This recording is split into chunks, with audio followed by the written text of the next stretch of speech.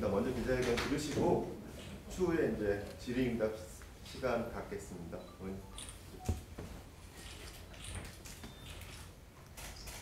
사랑하는 국민 여러분, 존경하는 국민의힘 당원 동지 여러분, 대선이 불과 47일 앞으로 다가왔습니다. 그러나 우리 당의 상황은 그 어느 때보다 절박합니다. 대다수의 민심은 이미 정권 교체를 요구하고 있고 중도층에서는 이재명 후보를 경계하지만 우리에게 주는 시선도 싸늘하기만 합니다. 하지만 지금 우리 당의 대선 후보 경쟁을 보면 민심은 안중에도 없습니다. 오히려 또다시 탄핵의 강으로 스스로 걸어 들어가고 있습니다. 탄핵을 부정하다가 헌법재판소의 8대0 탄핵 인용에 대해서는 사과 한마디 없이 성찰 한 줄 없이 모두 대선 후보를 자처하고 있습니다. 탄핵을 부정한다면 대선 보궐선거를 부정하는 겁니다. 탄핵을 반대하는 분들은 입후보할 것이 아니라 대선 보궐선거 반대운동의 선봉에 서는 것이 맞습니다. 제발 국민 앞에 부끄러운 줄 아십시오. 반탄 후보가 우리 당 대선 후보로 뽑히면 대선은 필패입니다. 어제 우리 당 대선 후보 경선 토론회는 그야말로 가관이었습니다. 마치 당대표 경선 토론회라고 봐도 무방할 정도였습니다. 죽음의 조라고요? 당을 죽이는 조였습니다. 특히 나경원 후보, 윤석열 전 대통령을 끌어들이지 말라고 하셨죠. 윤 전 대통령이 본인에게 대선에 나가라고 하셨다면서 흘리다가 토론에서는 막상 불리하니까 윤 전 대통령을 언급하지 말라니 달면 삼키고 쓰면 뱉는 것도 이 정도까지는 못합니다. 그리고 헌법재판소에서 탄핵 각하를 외치던 분이 탄핵이 인용되자마자 대선판에 뛰어든 모습 당원들은 다 기억하고 있습니다. 그 말과 행동이 지금 어떻게 정당화됩니까? 모렴치의 끝입니다. 하물며 윤석열 정부에서 장관을 지내며 비상계엄을 사실상 옹호하던 분은 헌재가 위헌을 선언한 뒤에 단 한마디 사과도 없이 대선에 출마했습니다. 국가 비상사태를 빌미로 민주주의를 위협했던 그 입장을 그대로 유지한 채 국민의 표를 구하겠다는 것이 부끄럽지 않습니까? 또한 과거 탄핵당한 정당은 차기 대선을 포기해야 한다고 했던 분은 기다렸다는 듯 대선 후보로 나서고 있습니다. 물론 지금까지 계엄을 옹호하며 헌법 질서도 부정하고 있습니다. 계엄을 옹호하고 탄핵을 반대한다면 계속 그 길을 가야지 대선 출마가 웬 말입니까? 본인의 모순된 정치적 행보에 대한 해명도 반성도 없이 어떻게 그렇게 당당할 수 있다는 말입니까?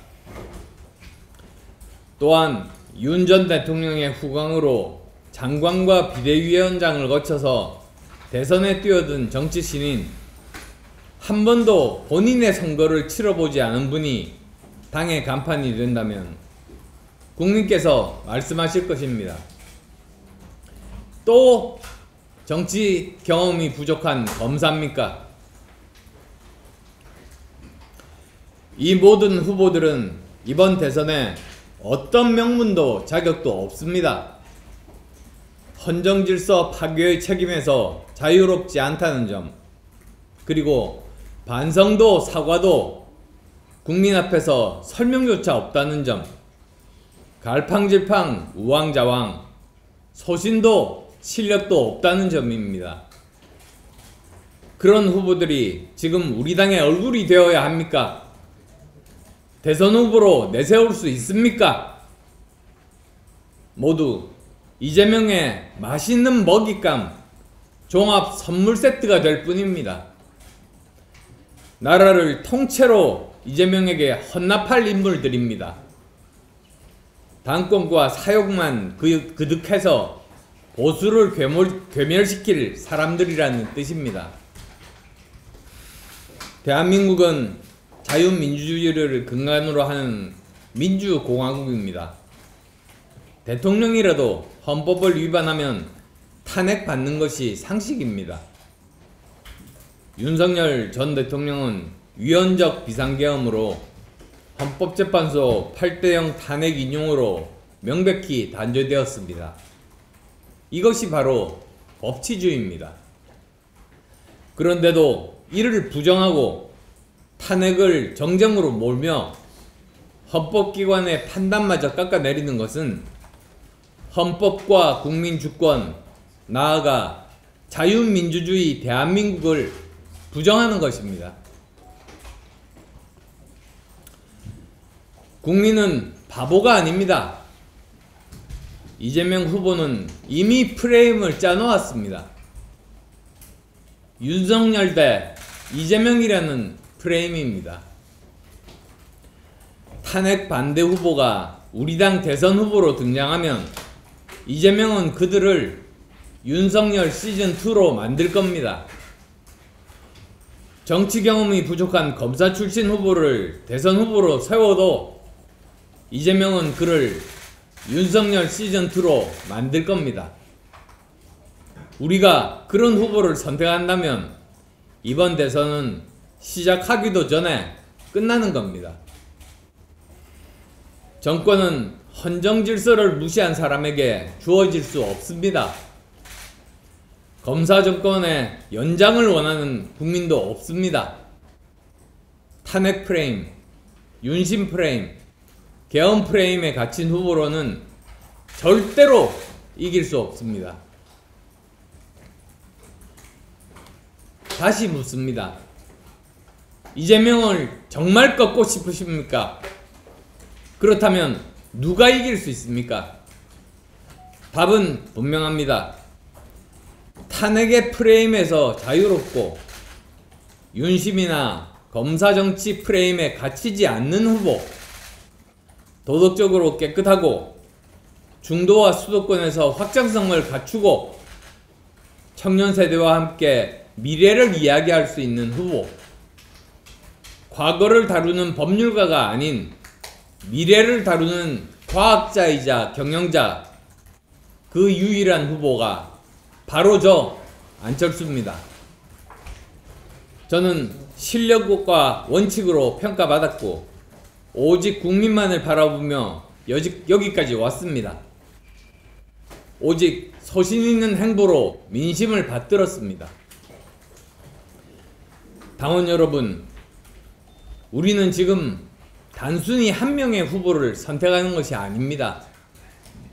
정권 재창출의 명운, 그리고 대한민국의 미래를 결정짓는 역사적 순간에 서 있습니다. 이번에 지면 끝입니다. 정권은 이재명에게 넘어가고 우리 당은 막강한 국회 권력과 대통령 권력의 양날의 칼에 완전히 주저앉게 될 것입니다. 국민은 더 이상 윤심에 기대는 정치, 검사 정치의 반복을 원하지 않습니다. 정권을 지킬 수 있는 후보, 중도를 설득하고 수도권에서 승리하고 국민의 신뢰를 다시 얻을 수 있는 후보, 그 후보는 단 하나, 저 안철수입니다. 저는 누구의 힘도 빌리지 않았습니다. 오직 국민의 뜻을 믿고 상식과 원칙의 길을 걸어왔습니다. 이제 그 길의 끝에 정권 재창출의 승리를 향해 나아가겠습니다. 저 안철수는 우리 대한민국을 세계 3대 과학기술 강국으로 진입시키겠습니다. AI 기술 발전을 기치에 걸고 제2의 한강의 기적을 완수하겠습니다. 제가 꿈꾸고 있는 대한민국의 AI 고속도로는 전 세계의 지식 정보망의 중심이 될 것입니다. 대한민국의 미래 먹거리 저 안철수가 만들겠습니다. 부디 저 안철수에게 힘을 주십시오. 탄핵의 그림자를 끊고 국민의 마음을 다시 우리 당으로 되돌릴 수 있도록 저에게 마지막 승부를 맡겨주십시오. 정권의 재창출의 유일한 희망, 그 불씨가 꺼지지 않도록 저를 믿고 저를 선택해 주십시오. 당원 여러분의 단호한 선택이 자유 대한민국을 지켜내고 상식과 책임의 정치, 국민 통합의 시대를 여는 출발점이 될 것입니다. 저 안철수 그 길의 맨 앞에 서겠습니다. 끝까지 싸우겠습니다. 반드시 이기겠습니다. 정치 생명을 걸고 정권 재창출의 길을 걷겠습니다. 감사합니다. 후보를 막기 위해서는 당 단일화를 해야 한다면 하시겠습니까? 누구와 단일화 말씀이십니까? 그 대상으로 좀 적절하다고 생각하시는 분이 있다면. 지금 현재 경선이 진행되고 있습니다. 8명이 경선이 진행되고 이제 그 수요일이면 4명으로 압축되고 그 다음 또 2명으로 압축된 다음에 1명이 됩니다. 그러니까 그 과정 중에서 이렇게 보시면 단일화의 가능성은 전혀 없습니다. 다만 이제 우리 당에서 후보 뽑힌 다음에 단일화라기보다는 오히려 저는 반 이재명의 문을 열겠습니다. 그래서 이재명이 대통령이 되면 안 된다고 생각하는 많은 국민들의 그 뜻을 모으겠습니다. KBS의 이지은 기자라고 합니다. 기자회견에서 두 분에서 반탄 후보들을 다 비판하셨는데 나경원 후보를 콕 집어서 비판하시는 이유가 있어요? 제일 처음 사실 그 문제에 대해서 행동으로 먼저 옮겼지 않습니까? 그 헌법재판소를 포함해서 그 거리 시위를 포함해서 거기에 대해서 반탄의 그런 그 주장을 분명하게 했습니다.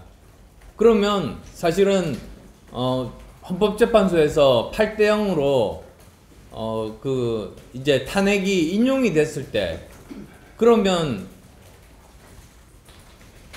대통령 선거를 찬성하고 거기에 자기가 입후보하는 것보다 오히려 이 대통령 선거는 맞지 않다. 그렇게 운동하는 것이 맞지 않습니까? 그런데 그런 말 한마디 없이 바로 대통령 선거에 출마했습니다. 저는 그 말씀을 드리는 겁니다. 1차 컷오프에서 이제 어떻게 돼야 한다라고 좀 말씀해 주실 수 있을까요? 1차 컷오프요. 곧 있으면 이제 컷오프가 이제 이루어지는데 예. 그래서 이제 어떻게 좀 사강이 어떻게 되야 한다 이런 전망이나 좀 당의 이런 거 얘기해 주실 수 있나요? 뭐 지금 현재 나와 있는 걸로 보면 이제 저 포함해서 4명이 4강에 올라갈 그런 가능성을 굉장히 높게 보고 있습니다. 네, 다음 분. 네, 오마이뉴스 조정민인데요. 좀 전에 말씀하실 때 반 이재명 세력을 위해서 힘을 모으겠다고 말씀하셨지 않습니까? 그런데 반 이재명 후보가 만일 지금 말씀하신 그 나경원이나 김문수나 또 홍준표라든지 이런 분들이 된다면 그때도 같이 힘을 모으실 건지 하나 여쭙고요. 그 다음에 하나는 그 국민의힘 후보들 중에 윤석열 전 대통령의 탄핵에 대해서 아무도 사실은 사과를 한 분이 안 계십니다. 저는 했습니다. 네, 우리 의원님 빼고 네. 나머지 후보들이 사과를 안 했는데 이런 부분에 대해서 그 사과를 안 한 분들하고 또 힘을 모을 수 있는지 그 부분 말씀 좀 부탁드립니다. 예, 그 아마도 경선이 끝난 후에 이제 저 아까 말씀하신 그런 다른 경선 후보들이 이제 패배했을 때를 두고 하시는 말씀으로 저는 해석합니다. 그럴 때도 비록 그 경선에서 패배를 했습니다만 여전히 그분들은 반 이재명 대표가 이재명 전 대표가 이제 절대로 대통령이 되면 안 된다는 생각은 똑같이 유지하고 있을 거라고 그렇게 생각합니다. 그래서 저는 그런 분들까지도 다 설득해서 함께 진정을 갖추고 함께 대항하겠습니다. 하나만 더 지금 이재명 대 반 이재명 프레임으로 간다면 제가 볼 때는 사실 선거를 이기기는 좀 어렵다고 생각합니다. 그래서 이재명을 넘어서야 된다고 저는 생각하는데요.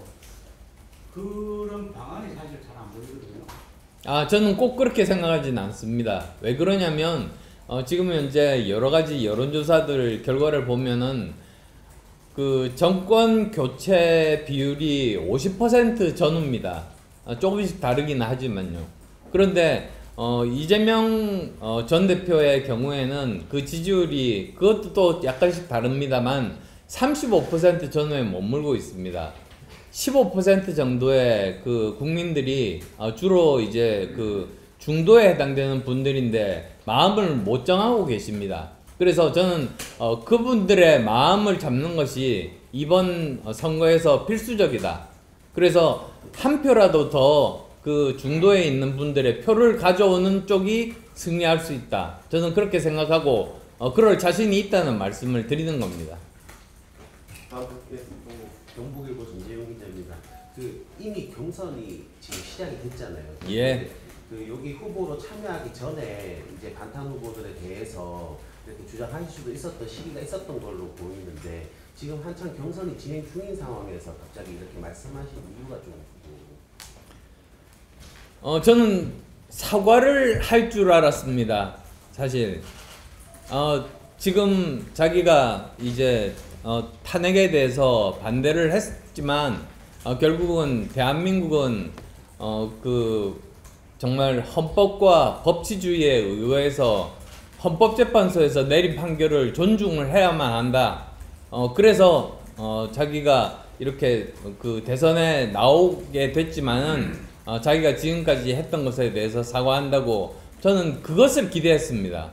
그런데 제가 모두에 말씀드린 내용이 바로 그 내용입니다. 저는 제가 대선 출마하면서 사실은 사과를 했습니다만 어느 한 분도 거기에 대해서 어떤 입장 표명이나 사과를 하지 않았습니다. 그것을 말씀드리는 겁니다.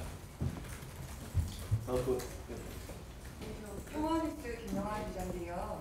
그 윤 어게인 신당이 뭐 창당되려다가 좀 무산되는 일도 있었고 대통령님께서도 아직 그 출당 조치가 안 되고요. 당 내에서는 여전히 그 대통령 탄핵을 인정하지 않는 분위기가 강하고요. 이런 부분을 좀 후보님께서는 어떻게 뛰어넘으실 수 있을지 또 그런 부분에 대해서 어떻게 평가하시는지 보십니까?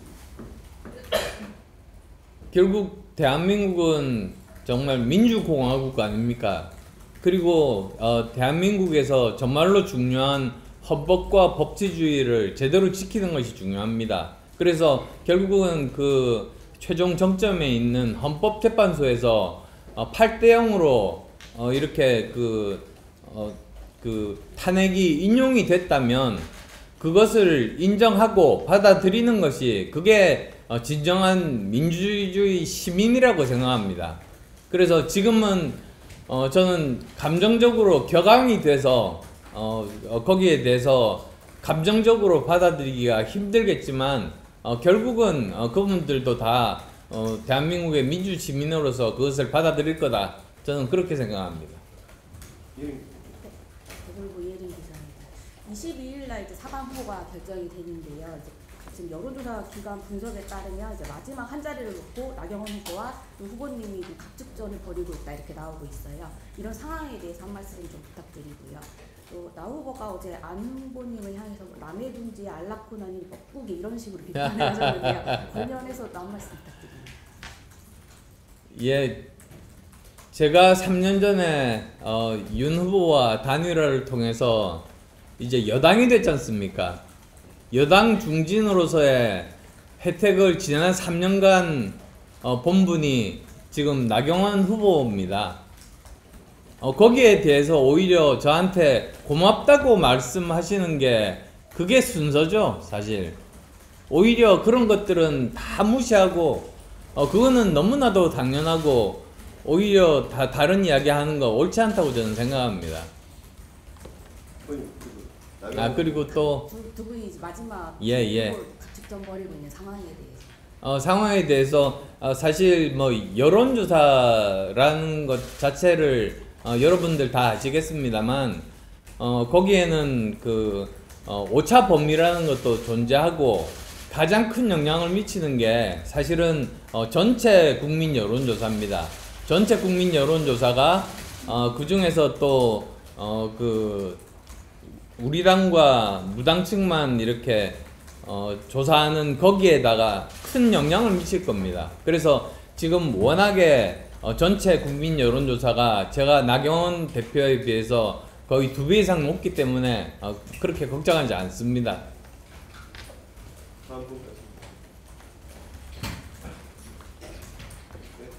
오늘부터 국민 여수 이제 지금 돌아가기 시작하는데 대구 일정을 이틀 연속하고 계신 게 약간 부족한 보수 민심을 챙기기 위한 행보 아니냐 얘기가 있는데 조금 이거에 대해서 어떻게 생각하시는지.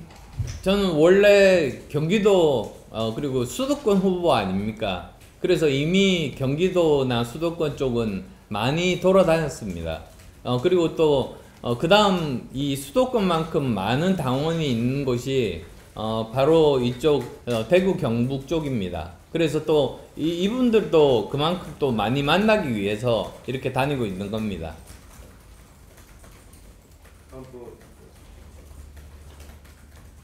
질문 없으니까 여기까지 하겠습니다. 감사합니다. 원님 마지막 말씀 한번 해주시죠. 뭐 제가 여러 후보들 사실은 비판을 했습니다만 기본적으로 다 정치인의 자질들이 훌륭하신 분이라고 저는 알고 있습니다. 그리고 또 각자 전문성들도 가지고 있는 분들이십니다. 그런데 제가 비판하는 그 부분은 이번 탄핵에 관련돼서 이 보인 행동 자체가 앞뒤가 맞지 않는 그런 부분들에 대해서 국민들에게 아무 설명이나 또는 사과 없이 그냥 이렇게 아무것도 없었던 것처럼 지나간 그 일에 대해서 제가 비판을 하는 겁니다. 그러니까 특히 이제 누구인지 제가 이름은 실명은 거명하지 않겠습니다만 세 분 같은 경우는 탄핵에 반대했습니다. 그런데 헌법재판소에서 8대 0으로 이제 판결이 났습니다. 그러면 거기에 대해서 당연히 자신의 입장을 이야기를 해야 되는 것 아닙니까? 자기가 판단하는 것이 틀렸다. 국민께 죄송하다. 그렇지만 이번 새롭게 대선이 시작이 되니까 거기에서 최선을 다하겠다. 그거는 저는 상식적으로 당연히 저는 말할 거라고 생각했습니다. 그런데 어느 누구도 한 사람도 그 이야기를 하지 않았기 때문에 거기에 대해서 비판을 하는 겁니다. 그 다음 또 이제 약간 경우가 다르지만 한동훈 후보 같은 경우는 지금까지 87년 체제 이래로 한 번도 같은 대통령이 당선된 적이, 그러니까 같은 유형의 대통령이 당선된 적이 없는 건 여러분들이 잘 아실 겁니다. 그 이유가 5년이 지나면서 그 지지율이 낮아져서 그런 실망한 그런 부분도 있고, 그 다음 또 5년마다 시대적인 과제가 달라져서 거기에 맞는 사람이 뽑힌 그런 측면도 있습니다. 그런데 이렇게 그 정치 경력이 부족한 검사 출신의 대통령이 뽑혔는데 3년 만에 실패하셨지 않습니까? 그런데 또 정치 경력이 부족하고 정치에서 뭐 한 번도 사실 성공하지 못했던 승리하지 못했던 검사 출신 후보를 또다시 뽑아서 제2기 검사 정권으로 만들 가능성은 저는 제로다. 저는 그렇게 말씀드립니다. 감사합니다. 여기까지 하겠습니다. 고맙습니다. 네, 감사합니다. 한번 감사합니다. 예. 근데 계속 앞에 있는 분이어서 네, 감사합니다. 예. 네, 감사합니다. 네, 감사합니다. 네, 감사합니다.